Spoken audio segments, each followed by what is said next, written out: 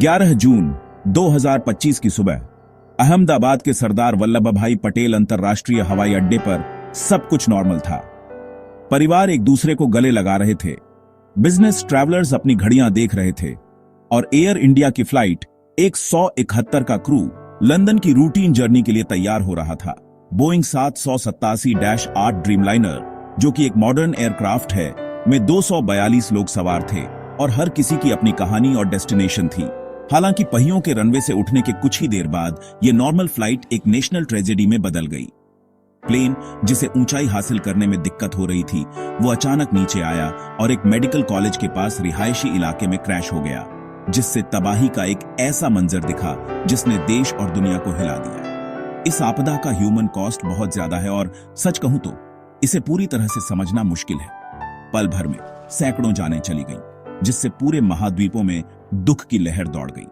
पीड़ितों में 169 भारतीय नागरिक, 53 ब्रिटिश नेशनल और पुर्तगाल और कनाडा के दूसरे लोग शामिल थे, जिनमें गुजरात के सम्मानित पूर्व मुख्यमंत्री विजय रूपाणी भी थे।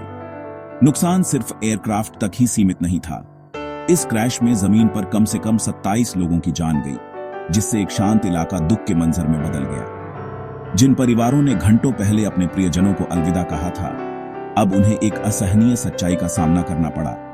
उनकी दुनिया अचानक हुए इस भयानक नुकसान से हमेशा के लिए बदल गई। इतने बड़े नुकसान के बीच जिंदा बचने की एक अनोखी चमत्कारी कहानी सामने आई।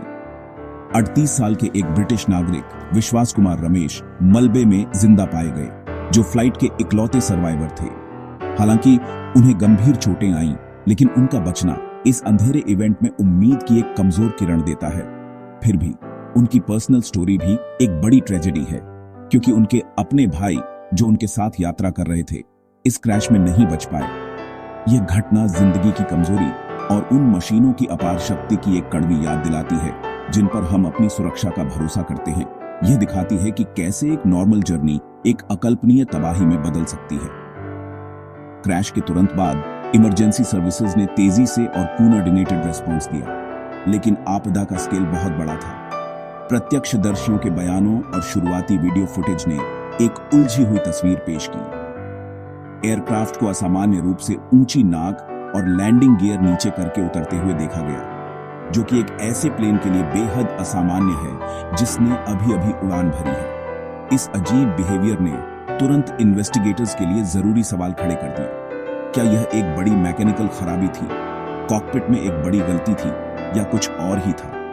जवाबों की तलाश आग बुझते ही शुरू हो गई, जिसमें पूरी एविएशन कम्युनिटी की उम्मीदें आने वाली इन्वेस्टिगेशन पर टिकी थीं। किसी भी प्लेन क्रैश के बाद की अराजक स्थिति में इन्वेस्टिगेटर्स के लिए सबसे जरूरी काम सर्वाइवर्स का पता लगाने के बाद इक्विपमेंट के 2 जरूरी टुकड़ों की तलाश करना होता है। इन्हें फ्लाइट रिकॉर्डर कहते हैं, जिन्हें आमतौर पर ब्लैक बॉक्स के नाम से जाना जाता है। नाम के बावजूद ये डिवाइस चमकीले नारंगी रंग के होते हैं, ताकि मलबे के ढेर में इन्हें आसानी से देखा जा सके। इन्हें लगभग अजेय बनाया गया है, जिन्हें अत्यधिक प्रभाव बलों, 1000 डिग्री सेल्सियस तक की तीव्र आग और गहरे पानी के भारी दबाव को सहने के लिए डिजाइन किया गया है। एक डिवाइस, कॉकपिट वॉइस रिकॉर्डर या सीवीआर, फ्लाइट डेक से सभी आवाजों को कैप्चर करता है, जिसमें पायलटों और अलार्म के बीच की बातचीत भी शामिल है। दूसरा, फ्लाइट डेटा रिकॉर्डर या एफडीआर, एयरक्राफ्ट के परफॉर्मेंस के हजारों पैरामीटर्स को रिकॉर्ड करता है। इन ब्लैक बॉक्स का महत्व कम नहीं किया जा सकता। वे साइलेंट विटनेस होते हैं, जो एक फ्लाइट के अंतिम पलों की वस्तुनिष्ठ सच्चाई रखते हैं। जबकि प्रत्यक्षदर्शी सुराग दे सकते हैं, उनके पर्सपेक्टिव अक्सर लिमिटेड होते हैं और अविश्वसनीय हो सकते हैं। ब्लैक बॉक्स, हालांकि क्या हुआ इसकी सटीक सेकंड बाय सेकंड जानकारी देते हैं। एफडीआर इन्वेस्टिगेटर्स को प्लेन की ऊंचाई, एयर स्पीड, इंजन परफॉर्मेंस और फ्लाइट कंट्रोल की स्थिति के बारे में बता सकता है। सीवीआर बताता है कि पायलटों को क्या पता था, उन्होंने क्या कहा और उन्होंने इमरजेंसी पर कैसे प्रतिक्रिया दी। साथ में डेटा की ये 2 स्ट्रीम एक्सपर्ट्स को अविश्वसनीय सटीकता के साथ घटनाओं के क्रम को फिर से बनाने की अनुमति देती है, जिससे अटकलें तथ्यात्मक एनालिसिस में बदल जाती हैं और पूरी इन्वेस्टिगेशन को गाइड करती है।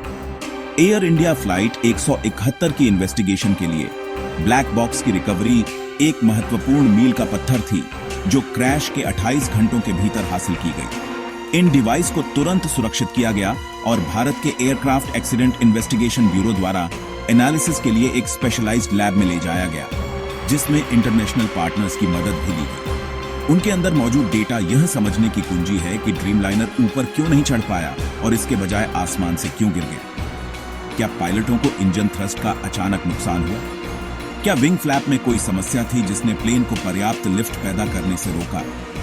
इन जरूरी सवालों के जवाब इन मजबूत मेमोरी यूनिट्स के अंदर बंद हैं। ब्लैक बॉक्स के रहस्यों को खोलना एक मुश्किल प्रक्रिया है। एक्सपर्ट सावधानी से डेटा डाउनलोड करते हैं और फ्लाइट पैरामीटर्स के साथ कॉकपिट से ऑडियो को सिंक्रोनाइज करते हैं। यह उन्हें यह सुनने की अनुमति देता है कि पायलट ठीक उसी समय क्या कह रहे थे जब एक स्पेसिफिक सिस्टम में खराबी आई या अलार्म बजा।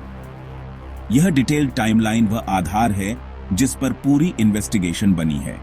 यह पायलट एरर, एक मैकेनिकल फेलियर, एक मेंटेनेंस इश्यू या एक एक्सटर्नल इवेंट के बीच अंतर करने में मदद करता है। पीड़ितों के परिवारों और उड़ान भरने वाले लोगों के लिए इन बॉक्स में छिपी सच्चाई यह समझने के लिए जरूरी है कि क्या गलत हुआ और यह सुनिश्चित करने के लिए कि ऐसी ट्रेजेडी फिर कभी ना हो। बोइंग 787 ड्रीमलाइनर जैसे मॉडर्न एयरक्राफ्ट टेक्नोलॉजी के अजूबे हैं जो एविएशन इंजीनियरिंग के शिखर को रिप्रेजेंट करते हैं। ये प्लेन सिर्फ पायलटों द्वारा नहीं उड़ाए जाते, उन्हें इंटरकनेक्टेड कंप्यूटर सिस्टम के एक कॉम्प्लेक्स नेटवर्क के जरिए मैनेज किया जाता है। ऑटो पायलट से जो प्लेन को महासागरों के पार गाइड करता है, नेविगेशन सिस्टम तक जो पिन पॉइंट एक्यूरेसी सुनिश्चित करता है, और फ्लाई बाय वायर टेक्नोलॉजी तक जो पायलट इनपुट को कंट्रोल सरफेस मूवमेंट में बदलती है, सॉफ्टवेयर हर फ्लाइट के दिल में है। डिजिटाइजेशन के इस हाई लेवल ने उड़ान को पहले से कहीं ज्यादा सेफ, एफिशिएंट और रिलायबल बना दिया है। यह एयरक्राफ्ट की हेल्थ की लगातार मॉनिटरिंग की अनुमति देता है और परफॉर्मेंस को उन तरीकों से ऑप्टिमाइज करता है जो कुछ दशकों पहले अकल्पनीय थे। हालांकि कॉम्प्लेक्स डिजिटल सिस्टम पर इस बढ़ती निर्भरता ने एक नई और अक्सर डिबेटेबल रिस्क कैटेगरी भी पेश की है, साइबर अटैक की संभावना। जैसे जैसे प्लेन ज्यादा कनेक्टेड होते जा रहे हैं, इंटरनली और एक्सटर्नल नेटवर्क से मेंटेनेंस और इन फ्लाइट वाईफाई के लिए उनकी मैलिशियस हैकिंग के प्रति वल्नरेबिलिटी के बारे में चिंताएं उठाई गई हैं। सिक्योरिटी रिसर्चर्स ने पहले एयरक्राफ्ट के सिस्टम में इंटरफेयर करने के थ्योरेटिकल तरीकों को डेमोन्स्ट्रेट करने का दावा किया है। डर यह है कि एक स्किल्ड अटैकर संभावित रूप से नेविगेशन को डिस्टर्ब कर सकता है, पायलटों को गलत जानकारी भेज सकता है या यहां तक कि फ्लाइट कंट्रोल में भी इंटरफेयर कर सकता है। यह संभावना हालांकि दूर की, जब भी कोई अनएक्सप्लेनेड एविएशन एक्सीडेंट होता है तो पब्लिक कॉन्शियसनेस में चिंता की छाया पैदा करती है।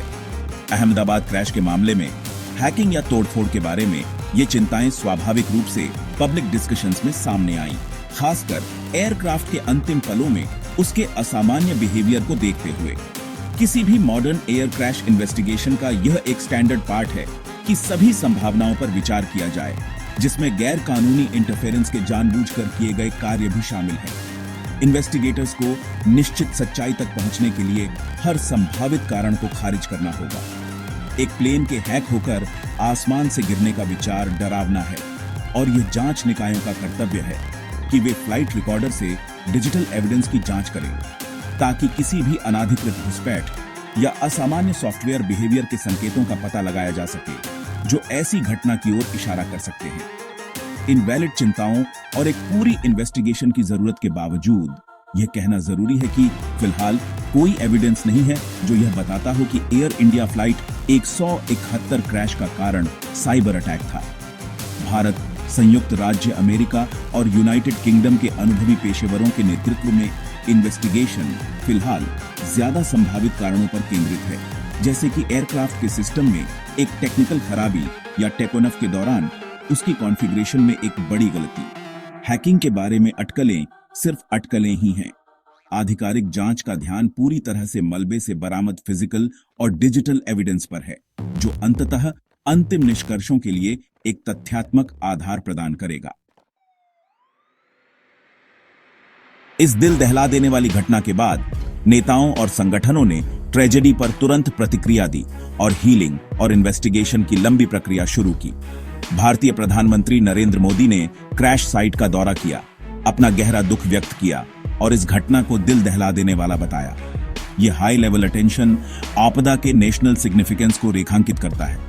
टाटा ग्रुप, जिसके पास एयर इंडिया का स्वामित्व है, ने न केवल इन्वेस्टिगेशन के साथ अपने पूरे सहयोग का वादा किया है, बल्कि मृतकों के परिवारों के लिए एक महत्वपूर्ण मुआवजे पैकेज की भी घोषणा की है।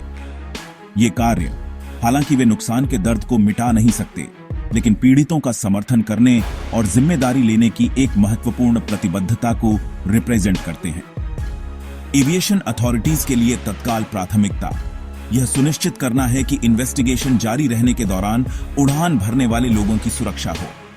एहतियाती उपाय के तौर पर भारत के directorate general of civil aviation ने एयर इंडिया द्वारा संचालित सभी बोइंग 787 एयरक्राफ्ट पर एनहेंस्ड सेफ्टी इंस्पेक्शन का आदेश दिया है।